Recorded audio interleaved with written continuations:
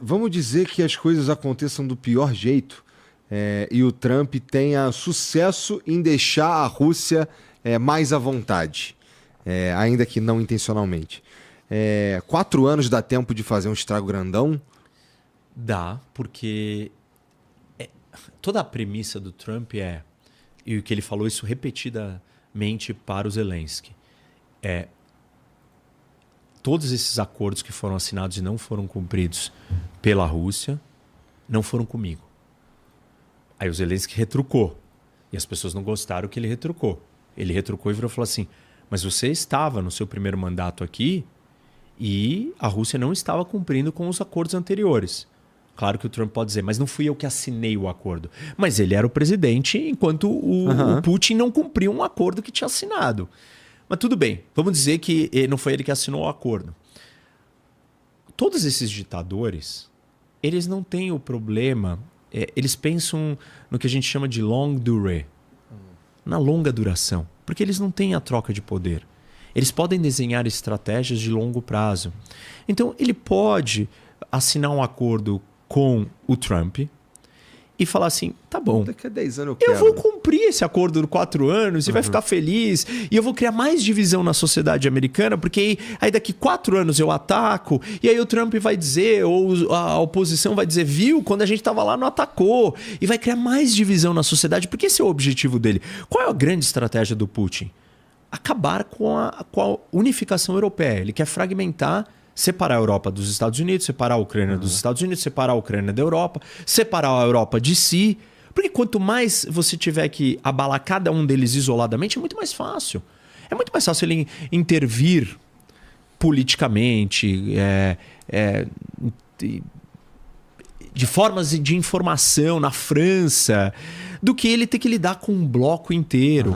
Entendeu? Então, o que ele quer é isso.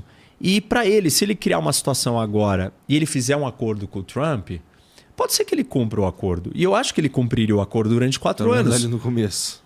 Mas o ponto não é esse. Ele não está jogando com a mesma janela de tempo. Ele joga um jogo diferente. É difícil, né? Porque assim, tá todo mundo jogando um jogo e ele tá jogando o jogo particular dele, que é mais ou menos... Ele é parecido com o jogo que tá todo mundo jogando. Usa o mesmo tabuleiro. Isso. Mas tem umas regras mais permissivas, né? Do Isso. caso. Ele sabe que o outro joga com alguma... o outro tem que respeitar umas regras que ele não tem que respeitar. Então ele tem algumas vantagens nisso, entendeu? Tipo, os Estados Unidos é uma democracia, vai ter eleição daqui 4 anos, vai ter eleição daqui 2 anos, o Congresso pode mudar ou não, mas se mudar, o que vai acontecer? Muda o equilíbrio de poder do que o Trump pode fazer.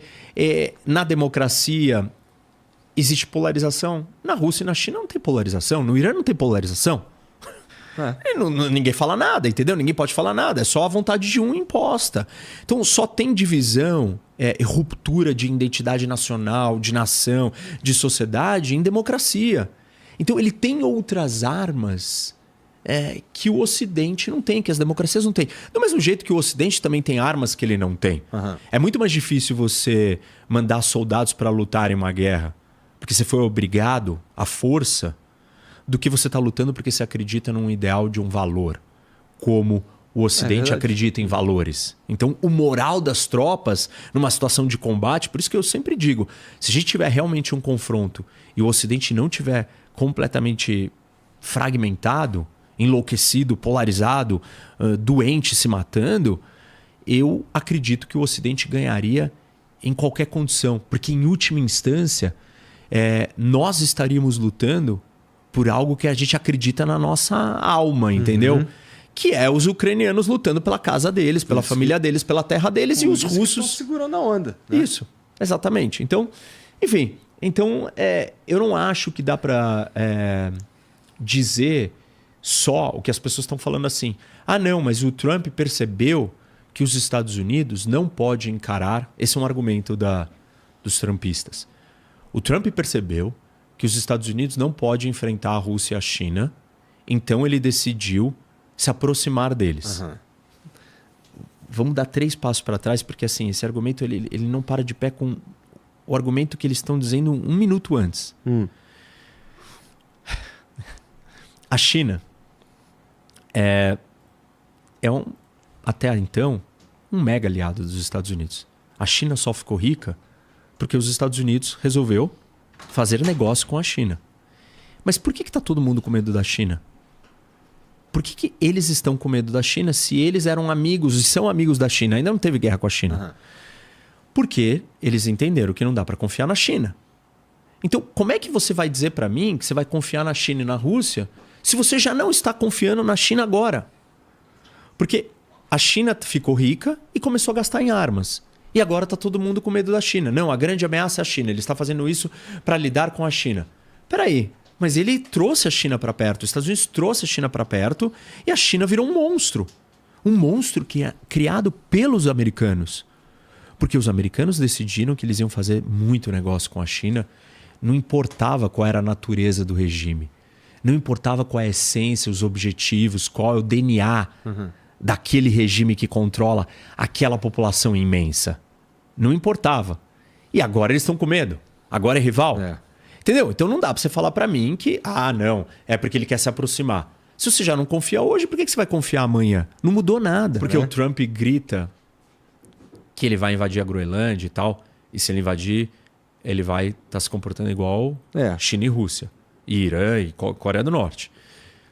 Eu acho que no final das contas ele não vai fazer isso. Tá, que bom. Se ele fizer, aí a casa caiu. Porque aí nós estamos... Aí os Estados Unidos estão se juntando ao eixo das ditaduras. E a gente faz o que aqui, mané? Aqui? Aqui a gente tá aqui no Brasil vendo os caras. Ih, o cara invadiu a Groenlândia, não acredito, maluco. E agora? Puta, a gente tá pertinho aqui, cara. Vai vir uns caras aqui invadir pra fazer base, pra atacar os Estados Unidos. Não vamos ficar bravos dos Estados Unidos. Meu, aqui a gente vai ficar tranquilo, vai ter um monte de gente que vai achar lindo, maravilhoso, né? Que a gente seja dominado. Vai. E tá tudo bem. A gente já é dominado pela China e as pessoas não entenderam. Bom. A gente é dominado por culturas ao redor do mundo. Dominado no sentido econômico, né? A gente depende da China. Tá. Demais. Tá. Mais do que todo mundo. É E o nosso maior parceiro. E ninguém faz pra nada valer. sobre isso. Ninguém fala nada sobre isso.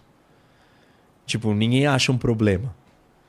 E é um erro, do ponto de vista de gestão dos seus recursos. Total, com certeza é um erro. Colocar todos os seus ovos numa cesta é a estratégia mais errada que pode existir em mitigação de risco e proteger seus investimentos.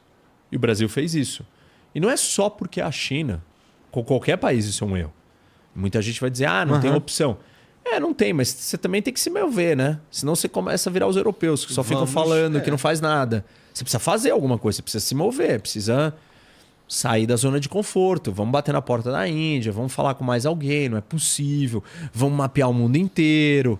Nenhum líder brasileiro fez isso. Da esquerda, da direita, de nenhum dos lados. Nenhum começou uma semente de um projeto para o Brasil não depender dessa história. E dava, hein? Dava pra gente fazer... Dava pra gente cuidar, dava pra gente, sei lá, desenvolver coisas, dava pra gente ser menos dependente de uma forma geral. E tem uma lição nessa história toda. Não importa qual lado você tá. Não dependa dos outros. Essa é a lição para a Europa. E essa vai ser a lição para a Polônia. A Polônia vai... Eu preciso de uma bomba atômica. Esse é o único jeito de eu sobreviver aqui. Eu tenho que ter uma bomba atômica. Polônia é um estado... Os caras que estão lá são conservadores, não são os... São, já foram mais... Mas eles têm essas discussões de ter uma bomba atômica tão quentes por lá? Não tão quentes, mas... Assim, vão ser revisitadas. Entendi. O Japão.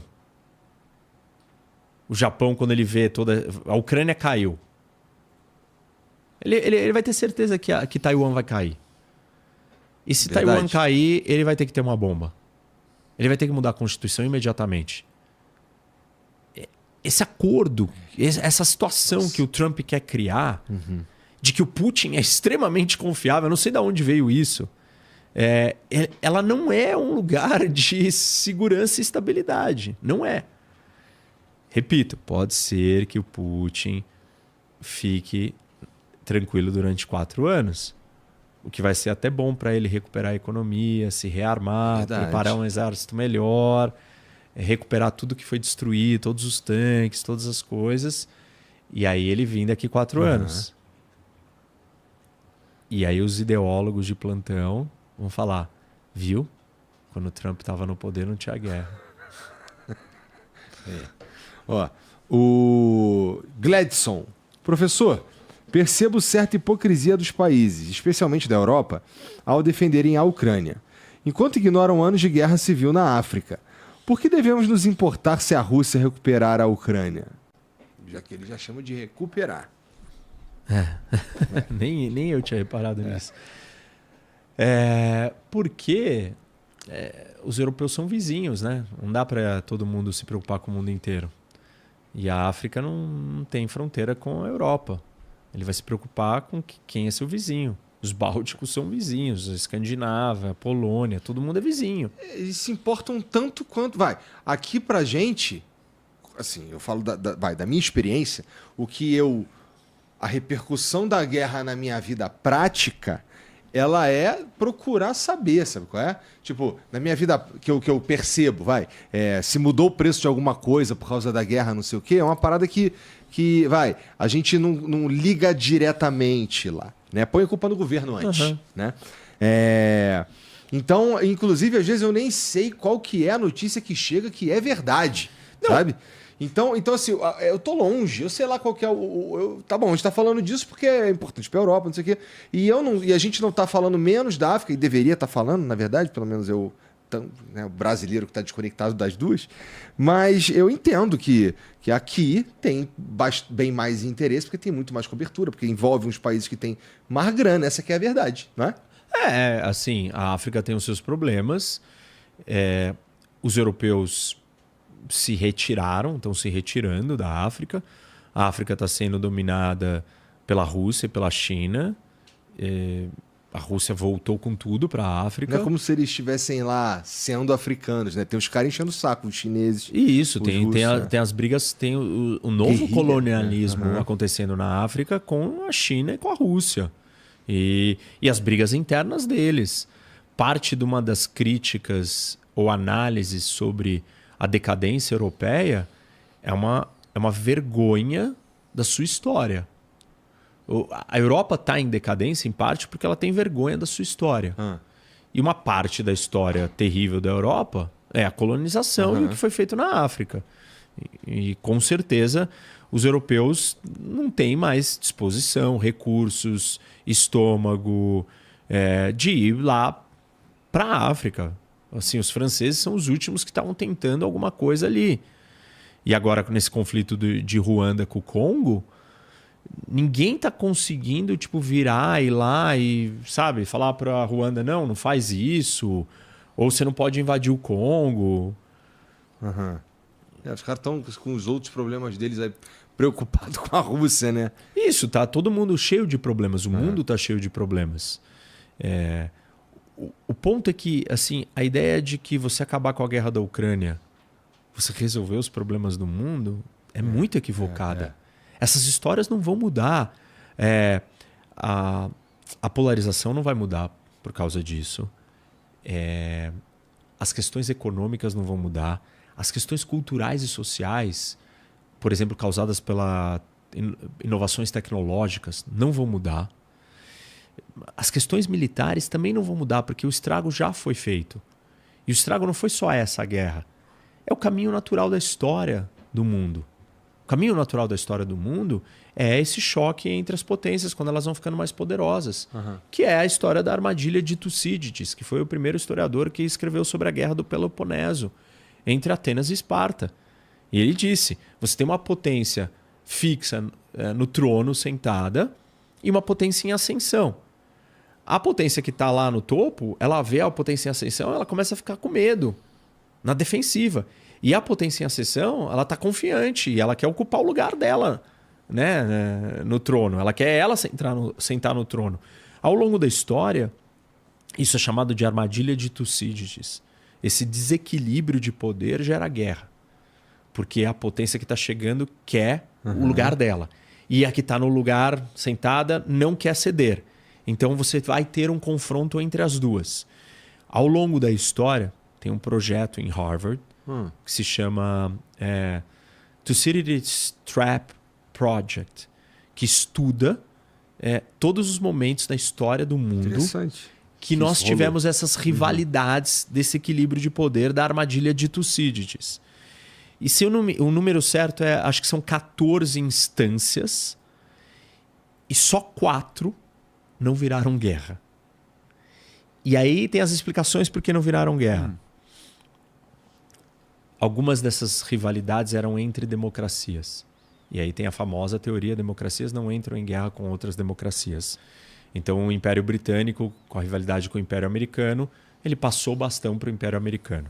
Não teve guerra. E uma outra explicação é que você não teve guerra porque um dos lados colapsou. Entendi. Que é a Guerra Fria. A União Soviética colapsou de dentro. Todas as outras situações... Guerra. Então o Trump mudou o DNA da humanidade? Não, ele não vai fazer isso. E as guerras estão correndo soltas, mais ainda na África. Você tem mais golpes, mais problemas, mais conflitos internos. E agora guerra entre países.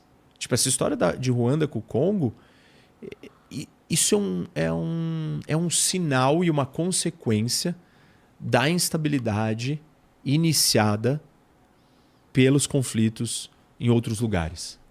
Tá. Porque tem uma sensação geral de que, liberou geral, tá um caos.